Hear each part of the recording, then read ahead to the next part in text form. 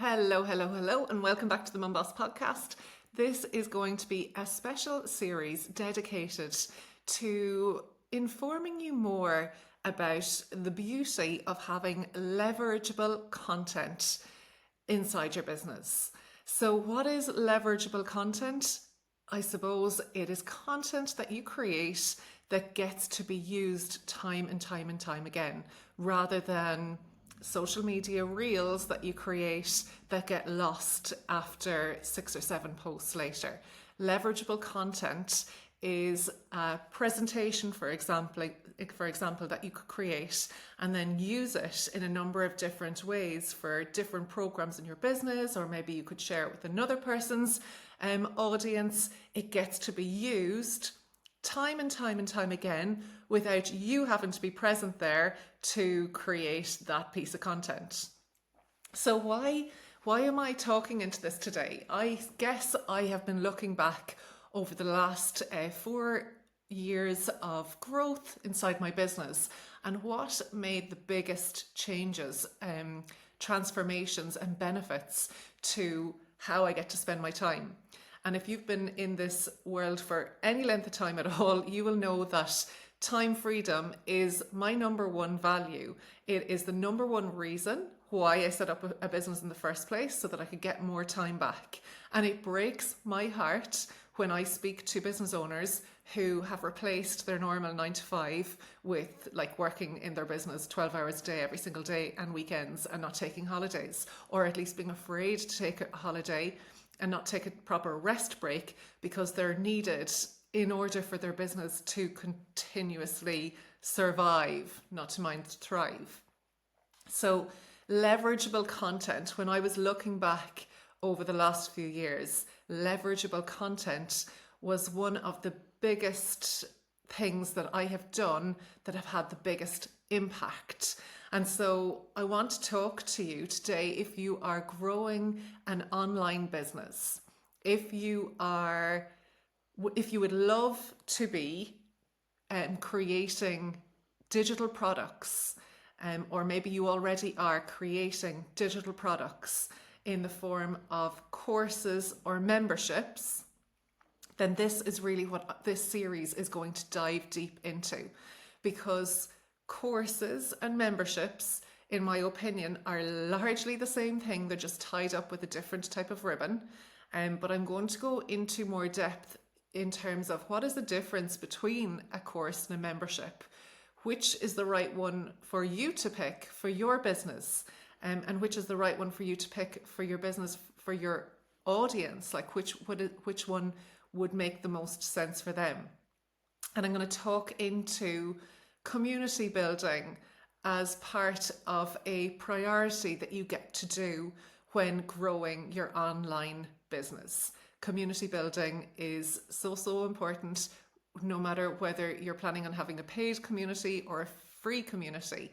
You are looking to create a space whereby people have a common set of values and they're working towards a common goal. So that's what this series is going to be diving deep into.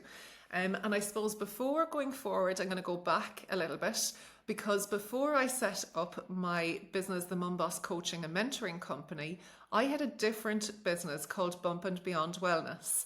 And it was a wellness coaching business specifically tailored towards pregnant women and postpartum women. And the time that I was running that business for a year, it was my first inroad into entrepreneurship and leaving my teaching job and setting up a business online and creating social media content and all that came with it. So I really didn't know what business should look like. I had an idea from looking around me what I thought it should look like, and so I rolled with that.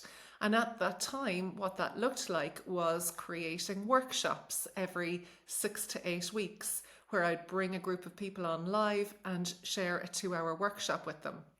I also created different transformational programs for 6 weeks, for 12 weeks. And all of this stuff that I was doing, or I was working one-to-one with people, all of these different programs that I was running my business, I thought was the right way to run it at the time. But after about 12 months of running my business that way, I had a little self check in to ask myself, is this the way that I want to be seeing myself running my business for the next 12 months? Now that I've witnessed what it looks like for the last 12, and I was playing around with my head about whether I should leave my permanent pensionable teaching job or not. And when I was really, really honest with myself, the last 12 months were really difficult. And what made them more difficult was the continuous chase for new clients that I felt like I was just always on this hamster wheel of creating new social media content primarily, because I hadn't even gotten into email marketing at that stage. I didn't have a podcast. So it was largely down to the amount of social media content creation I was making that was going to draw in my new clients for my workshop or my one-to-ones or my 6 or 12-week programs. And when I got people into the programs, it was amazing. But no sooner had I sort of,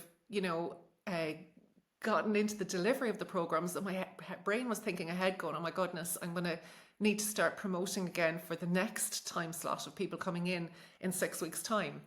And that felt really, really exhausting to me. So when I had this check-in with myself 12 months after starting my business, I knew I needed to do something different, but I didn't exactly know what that was.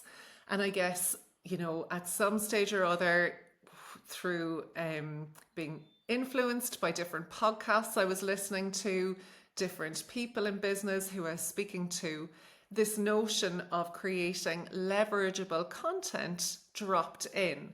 And I'm so grateful that it did, because this has been the biggest reason for me being able to get more time freedom back in my business.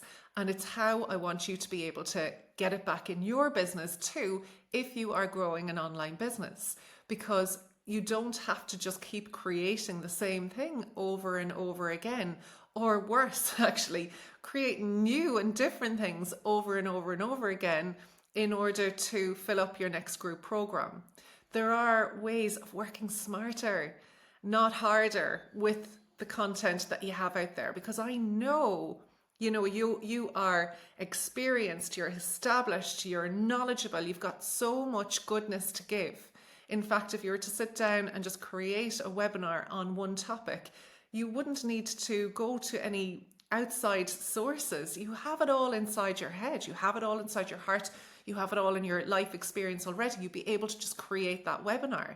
And then if you picked another topic for yourself, you'd be able to go off and do the webinar for that too. I know that about the women who are in this community, because many of them are coming in with life experience behind them. Many of them are coming in, in their late 30s, 40s, 50s, 60s, coming into the space. So life experience is there, knowledge is there. And so isn't it so much better to think about us taking the value that we have inside our heads and creating something that's got more depth and worth to it, that it can be spread out in different directions, so that we don't have to be creating new things all of the time. So this is where looking at your business and asking yourself, do I have space for an income stream that could look like either a course or a membership? Is it something that you have considered before? So what is the main difference between a course and a membership? Essentially, a course is something that has a start line and a finish line.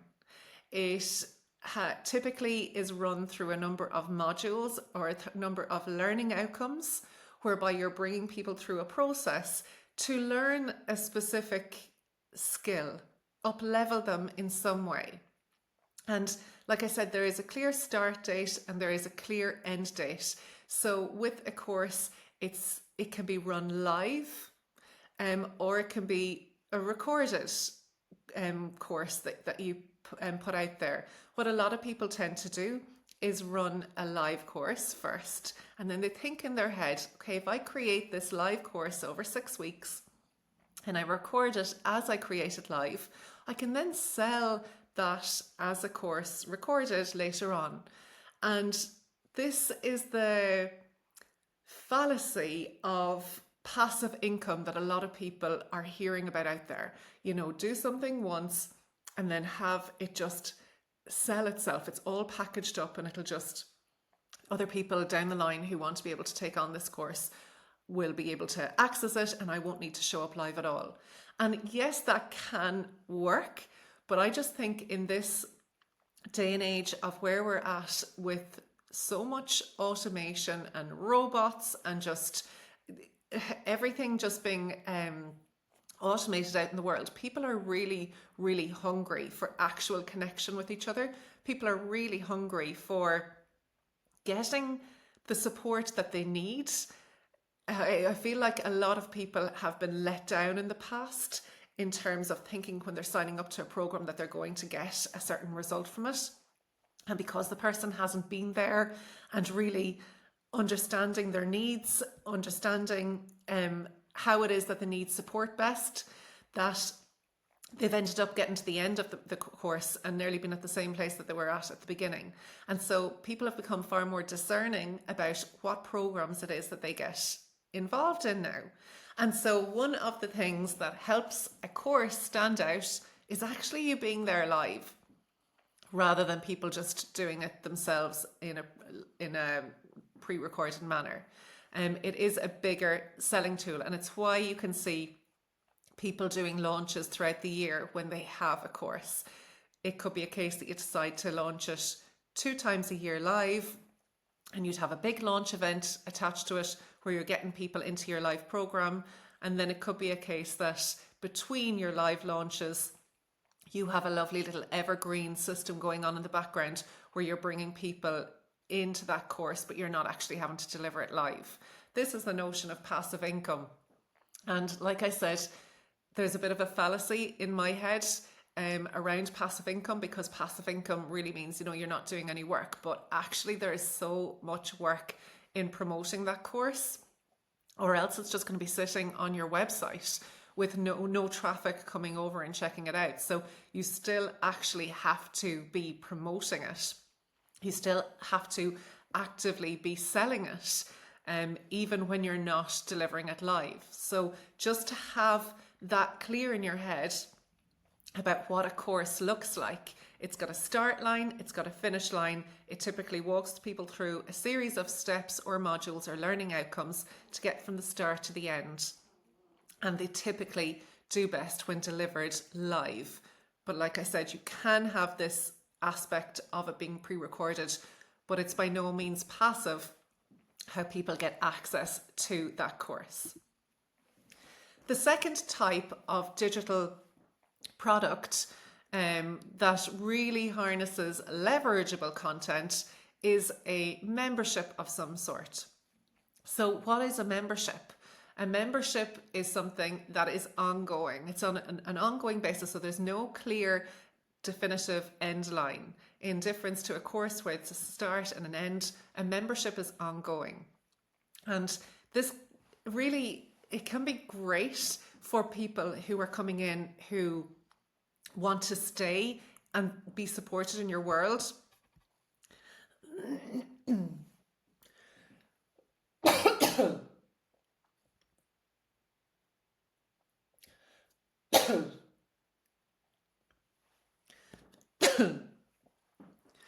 Over a longer period of time than 6 weeks would give them, or 12 weeks would give them. People will be able to come into your membership and get access to the resources and lessons that you've created inside there, and they can stay for however long they like. Some people sign up on a monthly basis, other people sign up on an annual basis, so you know that they're going to be there for a year. And with a membership, you've really got to ask yourself, is this something that I want to be running? Or does this feel like a lot for me? What I get a lot from people is a membership seems very overwhelming, because people think that you don't really ever get time off, which is hilarious to me, because actually it's the opposite. Like running a membership, and I've been running one for more than 3 years, the primary reason for running it has been the time freedom attached to it. But I understand the thought process before you've set it up, when you're thinking about having something going on an ongoing basis every single month over an entire year. I understand the thought process behind it, which could be like, do I have enough content to produce over a year? Why would people stay in it for that length of time? So you really have to navigate those questions out for yourself and ask yourself, what is most suited to my clients? What's most suited to my audience? Maybe you have a specific tool or technique or skill that you teach people that is best suited to teaching them over a 6 or a 12-week period. And it works for you to think about having that end goal and having people go off into their own lives again and bringing in a new cohort of people and running them through the same process. Maybe that's something that's like, yes, that feels right for me. That feels, easeful for me. For me in particular, that it feels easeful in some ways, as long as it's not the only thing that you're doing in your business. Because running a course, like I said, if I go back to my time in Bump and Beyond Wellness, running a course felt very similar to the same thing as running a 12-week program of any kind. Because even though you have it wrapped up in your head like it might be passive income, it's really not, because you had to show up as much to actually get people to buy it in the first place. So running a membership, you have to ask yourself, with your particular clients, with your audience, is there an end result that they're specifically looking for? And is there additional support that could be conducive to helping them get that end result? The space of a membership really is about long-term relationships with people. What you're not looking to do with a membership is have people come into your world and leave after 2 to 3 months. That's not running a membership well. Okay, when you're running a membership well, you are looking to create long-term relationships. That means people are in your space long after 3 months, long after 6 months, long after even 12 months. People who are in the MumBoss network, some of them have been there since the very beginning. The MumBoss network is the community membership that I run inside my business. It's a learning community for women in business founded in mindset marketing and energy management. And some of them have been in there for more than 3 years now since I first launched it. So it's very much longer relationships that you're looking at developing with people. And so asking yourself, with my niche, with the transformations or the supports that I am using to help people achieve a certain outcome, is this something that can be ongoing? I'm just thinking about the different clients who I've supported to launch memberships, and to give you an idea of different niches that memberships have worked really well in. We have one lady, I'm thinking of a client of mine who's a psychologist, a child sleep psychologist, and so she has set up a membership helping parents with sleep, and because she's a psychologist, other childhood behaviours that come up. And childhood goes on for a really long time. So, when you're thinking about having a parent, yes, you might be initially coming in because child sleep could be a problem, but then once you're inside there, you're being exposed to all the other things in regards to childhood, or as your child is going through leaps or developments as they're getting older, how to support them in different ways. And so it's really this long-term relationship she gets to support her parents with. Another client of mine helps people with quilts, creating quilts, and people who are either starting out in a quilting journey or basically want to be part of a community of other quilters because they love quilting and they want to have the conversations and discussions that light them up. And so the end goal could be to create a quilt. But what happens it can take a really long time, number one, to create a quilt. It could take 6 months, it could take 12 months to create a quilt. So that is a long-term relationship in the first place. But what happens after you create that quilt? Are you putting down your needles and not wanting to do another one? Like, typically not. Typically you've gotten a love. This is a hobby. This is an interest of yours. And so again, you want to stay in that community space and be supported and be held accountable and work and talk with other like-minded people to create your next project. Another client of mine is a fitness coach. And, she went from years of teaching classes in person to having to move into the online space when COVID hit, like so many other business owners out there. And she got wind of this model, this membership model that that she could create for her people, for her clients. And so she's able to create this leverageable content inside a learning library for all of her fitness clients who get to log into her membership, do their fitness classes at times that suit them without her having to be present for all of those classes. So huge time freedom coming back for her there, huge value for all of her clients who get to access fitness classes at times that suit them around their work, around their lives. And again, it's not something that is you ever really want to turn off. Like, fitness is something that people who are getting into a membership like that are focused on it for their life. Like, it's a lifetime activity. It's a lifestyle. And so again, this is a great membership idea because it's something that goes on month after month after month, year after year. So really just asking yourself, with your niche in your business, with the type of clients that you are attracting and the type of audience that you're growing, which suits you and your people best? Is it that short-term commitment with a clear start and an end goal? And with that being said, you realizing that there is going to be a requirement for you to recruit new people on an ongoing basis? Or do you like the idea of having this longer form relationship whereby people possibly aren't getting access or exposure to you as much as they would have done inside that short-term course, but it's tapered out, I suppose, over a longer period of time? Which one suits your people and which one suits you?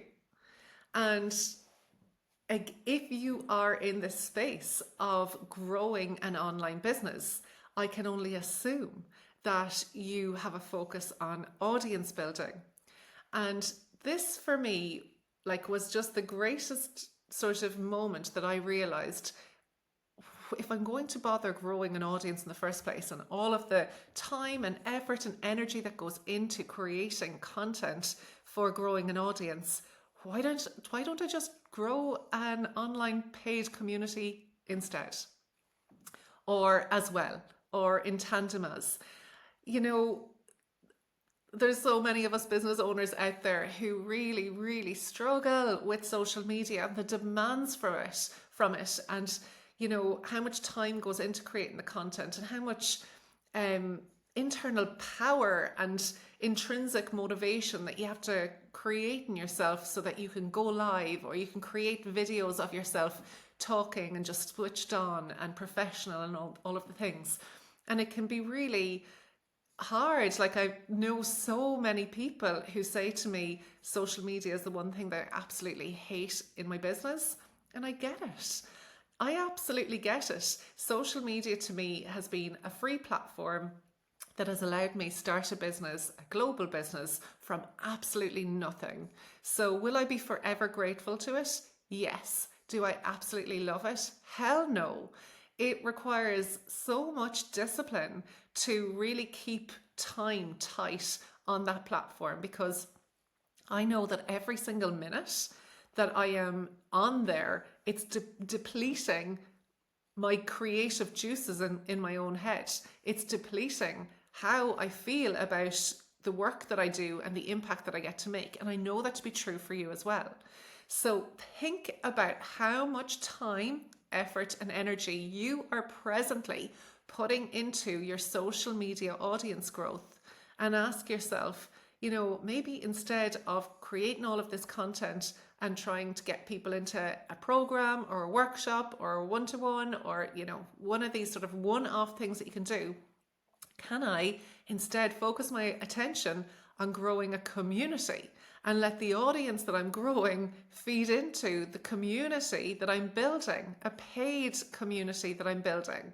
And then from that space, how can I create a program inside my membership that's going to get people the desired results that they're looking for, in a way that makes sense for you in terms of your time that you're showing up for all of those people inside your membership? Because I will go into this in later episodes in this series. How you price your membership is grossly different to how you'd price a course. And I will literally park that for another day, because there's so much to dive into in regards to how to go about effectively pricing a course, how to go about effectively pricing a membership. But typically speaking, in the membership land, they're often created in a more low ticket, high accessible ways. Now, you can price memberships high. I've helped people price memberships high. I've had high priced memberships myself. But typically, I'm just going to go on the general, and they're often priced lower than other courses or programs that you might be running inside your business. And so you have to reflect the amount of time and energy and effort that you're putting into that as a direct match for the price point of that membership as well. So, in terms of how often you're showing up, what kind of deliverables are inside there. This is all meaty stuff that we really get to do when we're designing membership spaces together that feel amazing for you to deliver. And I say feel amazing to you to deliver because there's so many people out there harnessing resentment inside them for how much they're giving to people, and it's not being they're not being rewarded financially, specifically in return for what it is that they feel like they're giving. So with the design of a membership space, it's really important to create something that you feel incredible about delivering, and that your audience members, or your community members, I should say, who are inside there, feel incredible about receiving for the price point that they're getting it at. So right now, I think I'm going to wrap this up and land this plane on, which type of digital product could work best for you. Is it a course or is it a membership? And just to really hone in on this concept of leverageable content. I want this concept to ingrain itself in your brain, because once you start creating leverageable content inside your business offerings, the more time freedom you start to give yourself back. The smarter it is that you're actually spending your time inside your business, rather than requiring yourself to always be live, always be creating new stuff. Instead, taking your value and your experience, your expertise, and packaging it in something that can be leveraged. Like I said before, it can be shared with other people's audiences. It could be put inside your own programs. It could be sold as a once-off thing inside your website. There's loads of different ways that you can leverage content when you think about it a little bit differently than you would creating social media content. So I'd love to hear from you after listening to this episode. What is coming up for you as you're thinking about digital products inside your own business? Have you already got digital products in your own business? How are they working out for you? What would you like to do better with them? Or would you love to create digital products in your business? And which one is attracting you most right now?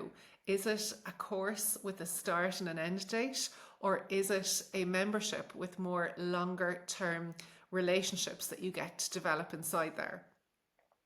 I think I'm going to leave it there for today. I would love you to send me an email, hello@themumboss.com, or come over onto Instagram and send me a DM at the MumBoss Network, and let me know what's coming up for you as you consider how to grow your business in a really smart and leverageable way. And what I'm also going to place in the show notes below here is a toolkit, a marketing toolkit for you to be able to use if either a course, but specifically a membership is something that is coming up for you that you would love to be able to create for yourself.